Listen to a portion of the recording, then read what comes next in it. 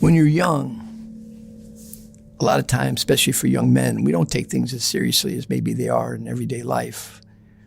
And a very stark reality was brought to me when I was young. I was 20, 21 years old.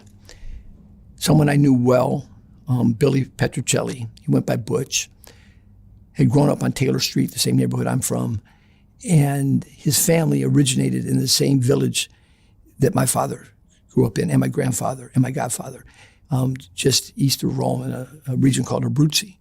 And in Abruzzi, it doesn't get the fame that Rome gets because of the culture and whatnot, but Abruzzi is where probably the most vicious mob guys come out of, especially the ones that wind up in the United States. And that stems from poverty and whatnot. Well, Billy, who later took on the name Butch for whatever reason, I'm not sure, was a collector, much like I followed in his footsteps as a collector. I followed his footsteps most of my young life. And Butch worked with a crew of bad guys that were known as the Wild Bunch. And their forte was to take other people that were involved in crime, and they would collect street tax.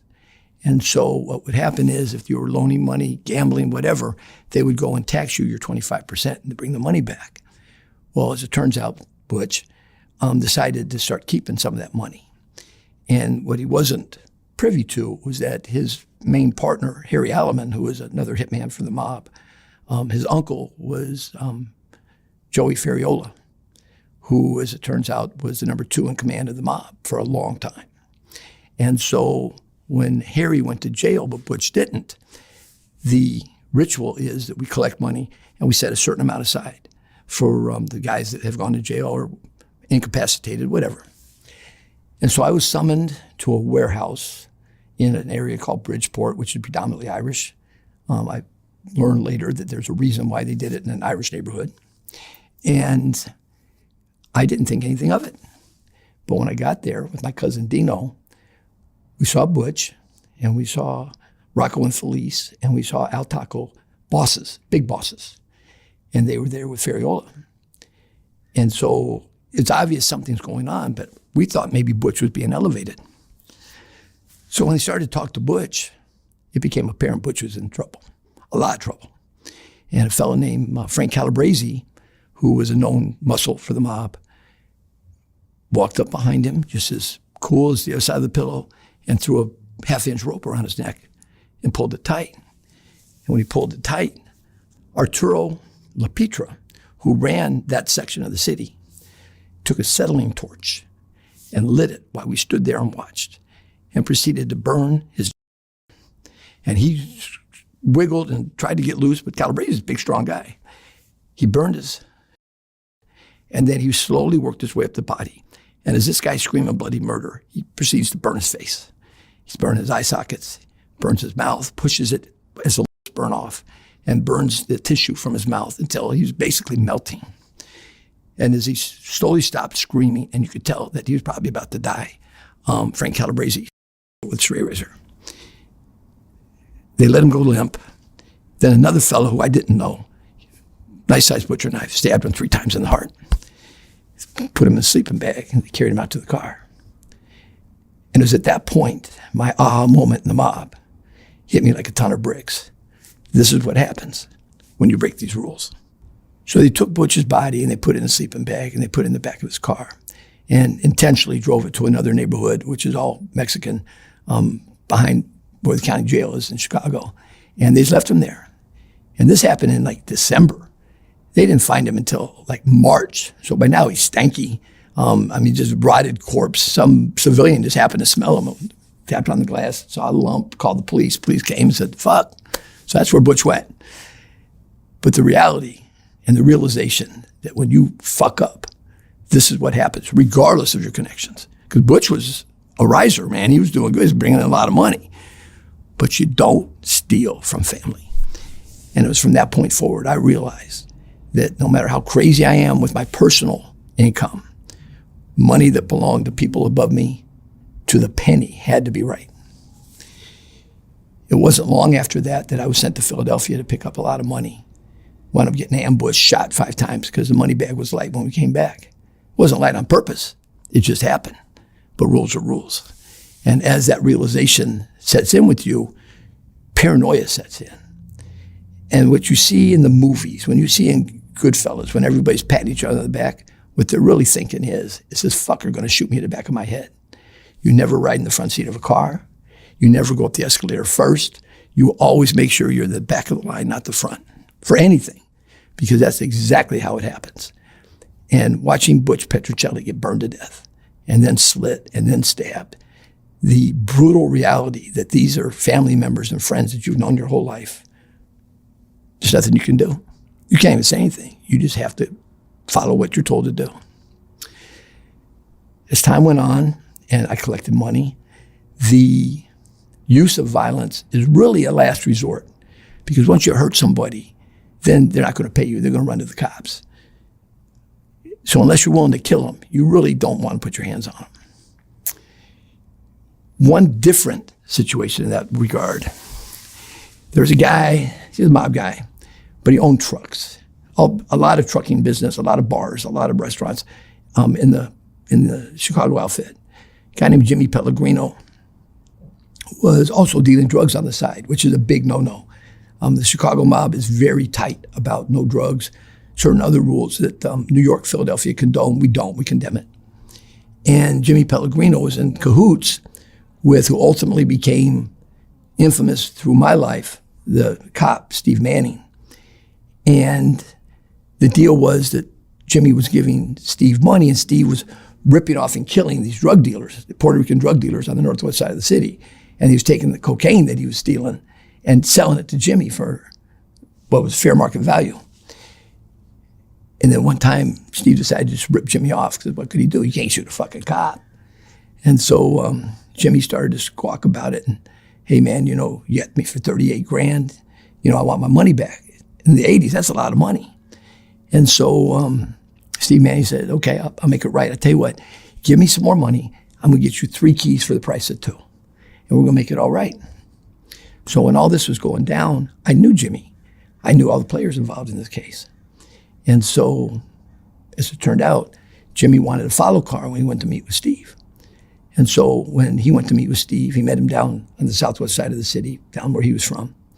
And they got out of the car, it's nighttime, and they went behind a closed fast food restaurant, not a national chain, just a local joint. And Steve pretended to drop his keys. And when Jimmy bent down to pick up the keys, Steve shot him right in the back of the head. Pop, pop. Jack in the box, out goes the weasel. Jimmy's dead like Fred. And Steve had the balls to take his money and just leave him. And then Steve drove away, we drove away, and then Steve made a U-turn. Now, I know these guys, so we made the U-turn too. I didn't know what he was doing, but maybe, we're supposed to help. We're there to help. He wraps him up in a tarp, puts a towel around his head so he doesn't bleed too much in the tarp, and threw in the trunk of his own car, drove his car all the way to the north side of the city, and dumped him over the Lawrence Avenue Bridge into the Des Plaines River. Just easy breezy, like it was nothing. And then Steve turns to us and says, let's go get a pizza. And we were like, oh, fuck no, man, Jimmy's our friend. He's like, come on, man, I'm fine. So we went to Home Run Inn. And literally to watch this guy eat, like it was nothing after just popping somebody he'd known for years, in my mind, started the divide between, am I really in the right line of work, or do I just love the money so much I'm going to stick with it?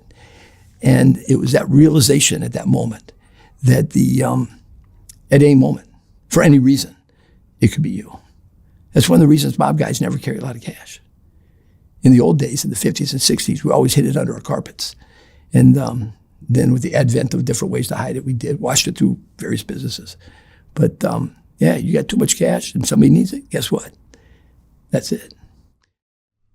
Even though Soft White Underbelly consists of a lot of videos, it's really still a photography project to me.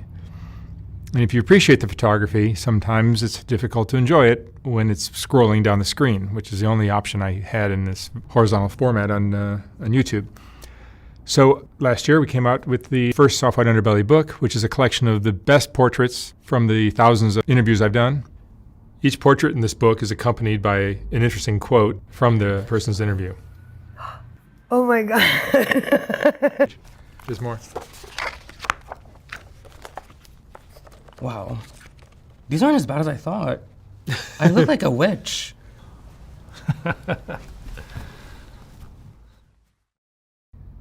I will not be reprinting this book when it sells out. So once it's gone for good. You can order yours at softwhiteunderbelly.org. $125, $150 for a signed copy. And thank you for watching.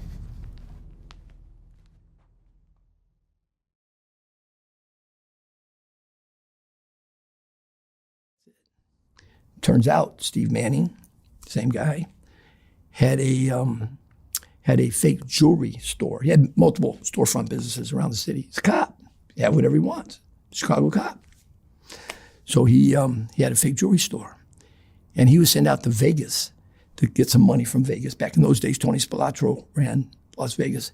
They since made a movie about it called Casino. And so Steve, a cop, can get on an airplane with his badge. He just doesn't even check in. He carries his gun with him. So he goes out to get like $250,000. So his share is going to be 50 for bringing it back. And he went with a guy named Ricky Randazzo. And so on the way back, they found Ricky's head in the desert outside Las Vegas. His body wound up in a duffel bag, and they burned it in the jewelry store. They had a melting oven so they could melt down jewelry, and they just systematically I'm watching them, put the arms in, put the hands in, put the legs in. Torso was wrapped real tight with cellophane, kind of stunk when the plastic burned. They shoved them right in that furnace. And it wasn't a big opening, but they kept shoving the body parts in until it was all burnt up. Scraped them up. It's like cremation. They took it, put it in a plastic bag, took it out on a boat, and dumped it in Lake Michigan. Later on, as it turns out, Steve was shaking down some of the strip club owners on the southwest side of the city, which is ultimately what got him, after I got him out of prison, behind the testimony that I was involved in, got him back out of prison. He went right back to it, had a restaurant storefront, northwest side, up in an all-Swedish neighborhood called Andersonville. And the restaurant wasn't a restaurant, it was just a storefront. But in the basement, they had a meat grinder. And it's like a garbage disposal, but industrial. And literally watched him take 2 separate bodies, shot in the head, and stuff them like a wood chipper as this thing was grinding and grinding and grinding. And the parts were just going into like meatloaf. Garbage bagged them up. Chicago River, here we go. Pulled up on the South Street Bridge, pulled over, and he literally just dumped them in the river like it was nothing. Pulled away, and that was the end of that. And one time I asked him, I said, dude, how do you sleep at night? He's like, it doesn't bother me. He says, I have a beautiful house in Hoffman Estates. I got a condo downtown on the lake. It's just business. And then I came to realize that I was sleeping well at night too, which really started to trouble me. Am I a psychopath? Am I just incapable of rationing right and wrong? But the reality is, if that's what you grew up with, that's what you know. And if that's what you know, sleeping at night's not hard. Eating right afterwards wasn't really that hard. It's not something you go home and tell your wife and kids about, but it's just what you do for a living. That's your occupation. And it was not that big of a deal. So for me personally, the telltale moment that I was in the wrong line of work and that I needed to start backing out slowly, very slowly. There was a guy in Chicago named Alex Dana. And Alex Dana owns the Rosebud Restaurant Group. The Rosebud, Carmine's, very successful restaurants. Phil Stefano's, he bought him out. Very successful places in Chicago. And Alex Dana was a big restaurateur, but he was also gangstered up. And so I don't even know what the transgression was, but his guy, a cop, that would go from restaurant to restaurant to restaurant and take the zipper bags of money, bring them all to the corporate office, was an asshole, and nobody liked him. But he pissed off somebody, and I later found out that it was Rocco and Felice, who was out in Cicero, but he was one of the main guys in the Chicago mob for his entire life. And something had happened between them, and I got the phone call. And he said, I want you to take Nicky Gio, who was a good friend of ours, my age, and my cousin Dino and myself. And they said, don't kill him, but hurt him. And so we knew where the corporate office was, where he took all the money. And so we sat out there on a Sunday morning after he'd make his rounds, and we were there early, like at 4 o'clock in the morning, because you never knew what time, because he never ran the same route twice. So I had a golf club, I had a chipping wedge, and Nicky Gio had a bat, and My cousin Dino had a bat, but it was sawed off. And so this prick pulls up. He's got a Cadillac that he didn't pay for. Went to Joe Perillo, a mob guy that owns a car dealership. And this dumbass comes out, and he's got these bags, and he's swinging them like a kid swings a doll coming out of the laundromat. And as he's walking the 100 yards from his car to the front door, he's reaching in his pocket for his keys, and that was the moment. And I sprinted up behind him with the chipping wedge, and I caught him right in the forehead. Bink! And when it shot his head back, he got hit like 2 or 3 times with the bats. But on my second swing, when I went to swing into him, into his head, the chipping wedge got caught behind his ear, and I couldn't get the fucking thing out. And I'm shaking his head, and his head's bobbing around, and blood and cottage cheese are going everywhere. And I keep trying to get the fucking chipping wedge out of his head, and it's just not coming out. So I just say, fuck it. So I just start jiggling it as hard as I possibly can, because I figure if nothing else, I'm going to scramble his brains. So I'm pushing this fucker as far as I can behind his ear. I'm jerking it back and forth and back and forth. Shit's flying everywhere. And so once it was obvious he was unconscious, I just dropped the chipping wedge and left it there. And it was still in his head. I remember looking back, and I don't know why, because I didn't even have a beef with this guy. But I went, I spit on him. And it just made me feel like, okay, that's it. I've met my burden. From this point on, I'm just not doing this shit anymore. It's money, but no more violence. Because I didn't even know this prick. He could have been a good family guy when he got home. He could have loved his kids. I didn't know. But when you're told to do it, you robotically do it. And if you don't do it, you get it.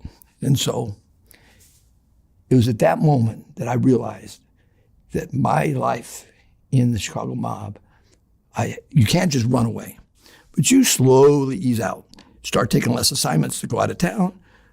Stop doing the things that could wind up in the newspapers. And I still worried that maybe I was psychopathic, because it didn't bother me one bit. Like, not at all. I mean, I kind of felt bad that the guy might be orphaning some kids or widowing a wife, but at the end of the day, I didn't know his kids. So it's just business. So along the way, we eventually get indicted, and we all go to court. And in federal court, we get convicted of the RICO statute, which is a racketeering influence corruption organization. And the RICO statute was built to break up the mob by Robert Kennedy. And because they couldn't get individual crimes, if they could get 5 or more people to conspire to commit a crime on tape or somehow through testimony, then they could convict you as a consortium instead of as an individual, and then that was a mandatory life sentence. So there I'm sitting, dealing with that in the county jail and in the federal lockup, depending on which court I was going to. And the FBI approached me through a series of events. I wound up in a strange office, and I'm talking to Tom Gankars of the FBI, and I know not to tell him anything, but one thing leads to another, and I wind up wearing the wire against the dirty Chicago cops, which were really their targets. They already had the mob guys, but nobody could infiltrate the cops.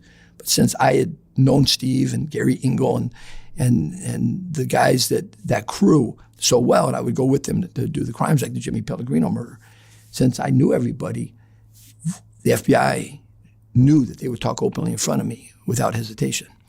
So I wear the wire. They get indicted, not just for the Chicago crimes, but Kansas City crimes, Miami crimes, Las Vegas crimes. They get indicted for all sorts of shit. And so I testify. I testify in all these trials in different parts of the country. And the cops all wind up with the death penalty in at least one jurisdiction, but then hundreds of years everywhere else for whatever litany of participation they had in these various events. And then it came time to go into witness protection. And in the middle of the night, one night, unbeknownst to me, untold to me, they swooped down on my wife and my 2 young sons, very young sons, and essentially just took the house, put them in the back of a U.S. Marshal's car, and drove them to an airport and flew them to Washington, D.C., to a place where there's no windows, no outside contact, nothing, for like 30 days. And while they sat in there, I didn't know where they were. They could have been alive or dead, I didn't know. But it didn't take long to understand that the marshals don't play from the bureaucratic standpoint. But as it applies to the custody standpoint, I still had 6 more months to do because of the deal I'd worked out for my cooperation. I went to a witness unit down in Phoenix, Arizona. It's a prison, but it's really a hotel, and it's plush. You eat whatever you want. They give you enough money to buy your own groceries. Nobody touches your food but you. You cook it yourself. That way nobody's getting poisoned in there. And then the day comes where they come to you. You know what day you're going home. And you don't know where you're going. They lay out a big map. And they say, okay, you can't go here because you broke the law here. And you can't go here because you broke the law there. And by the time you're done pinpointing all the states you've broken the law, you're down to fucking Idaho, Montana, whatever. So they send my dumb ass to Houston, Texas, where I fit in like never. So I get off the airplane and my marshal's standing there like a fucking goofball. Tall, gangly cowboy with bow legs and wearing a leisure suit. And like the moment we saw each other, it's like, I fucking hate this guy. And he felt the same way. And so it was like a life of fucking mental misery. He wanted me to go to work a 9-to-5 job, be a square, make minimum wage, don't do anything too crazy, don't dress nice, no more suits. You're going to wear untucked polo shirts and Dickies pants. It was horrible, fucking horrible. But the reality is they do all that, not to keep us safe. They fucking hate us. We're rats. They do it so that when the time of reckoning comes for these cops to go to their trial, when they march us into the courtroom, 4 marshals in front of us, 2 usually got shotguns, long arms of some sort. There's usually 1 on either side of us and 2 behind us. And they march you in like a fucking, like a army parade in front of Castro in Cuba. And they sit you on the witness stand and they all stand behind you like this. Like who the fuck's gonna hurt you in a courtroom? Nobody. Like what are you gonna do? Throw a paper wad at you or crumpled paper? Nothing. But the jury is now so afraid of the defendant that he's fucked. That's why witness protection is in existence. Because nobody stays in it. Nobody. You get out, they give you $5,000, which you've already got in your pocket anyway. You stash money all over the country while you're going through the court process. But they give you $5,000, they wipe you completely clean. Like if somebody tried to do a deep dive on me, you're not going to find out shit. And that's just the way it goes. The old me, fingerprints are gone, Social Security history is gone, everything, medical records gone, U.S. military's gone, everything's gone. And they issue you this new shit. And then you got to go out and find a job with a Social Security number that's 3 days old and you're fucking 40 years old. And you go to an employer and say, hey, I've only had a Social Security card for 3 days, but maybe you trust me and hire me. It's laughable. But the marshals don't fucking care. All they care about is that dog and pony show come court day. And it's, the budget for that is insane. I was involved in a trial that I was subpoenaed by a lawyer in Chicago who represented, after Steve Manning came off of his death row case through the appellate process, not because I erred, but because the judge allowed the wife of Jimmy Pellegrino to say some things about Steve Manning that weren't part of the record. So he gets a new trial. I refuse to testify. He gets sprung. So he hires some civil rights attorneys. They sue the FBI. I get subpoenaed to testify. And in the process of testifying in this case, the ultimate verdict was that Steve Manning gets $6.5 million, which is like insane. But that's how the system works. I mean, it's just how it works. But I had to testify to just, what did they give me? Like, what did the FBI give me to testify against these people? They let you have sex whenever you want when you're incarcerated. They clear out the FBI office and you can bring whoever you want up there. Guys are allowed to bring whatever they want back into the jail. As a matter of fact, until you're officially in WITSEC and witness protection, the FBI handles you. But once you're officially in WITSEC, once you're official Department of Justice witness protection, then the marshals take over. And it's like it's free for all. And so we sat there and literally with a paper and a pen on the witness stand, started calculating how much they pay you. And it was about $250,000. To me, personally, about $250,000. Not to mention all the dog and pony shit, buying my family a new house, getting them new cars, getting our new identity. It had to be at least $500,000, if not $1 million, for one trial. And that's where your tax dollars go in the name of justice. Kind of fuck it up. Fascinating life you've lived. Huh? Fascinating life you've lived. You have no idea. I mean, you have no, dude, I got bullet holes all over me. I got stab wounds all over me. Did you regret letting that, leading that life? No, because it led me to where I am now. You're happy? No one's going to catch me slipping. Never going to happen. You showed up here with 4 bodyguards. I'm well protected. And I'm pretty good at defending Because you're myself. worried about the cops as well as the mob, right? I'm more worried about the cops. Is the mob still even existent in Oh, Chicago? yeah, they're alive and well. Yeah. But they refined their skill set because cash isn't king anymore.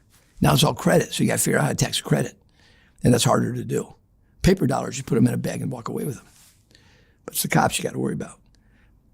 The cops I put away are so old, they're incapacitated. But they all got, because nepotism in the Chicago PD, I mean, that's the only way you're going to get hired, right? Aside from affirmative action. And so what happens is their nephews, sons, grandsons are now cops. And if the wrong cop sees me bouncing down the street, which by the way, I look immensely different than I did in those days. I'll show you a picture later. But yeah, the wrong cop catches me, I'm catching one in the head. So I've stayed clear of Taylor Street. You ever go to Taylor Street? I've been there many times. Ell's Beef.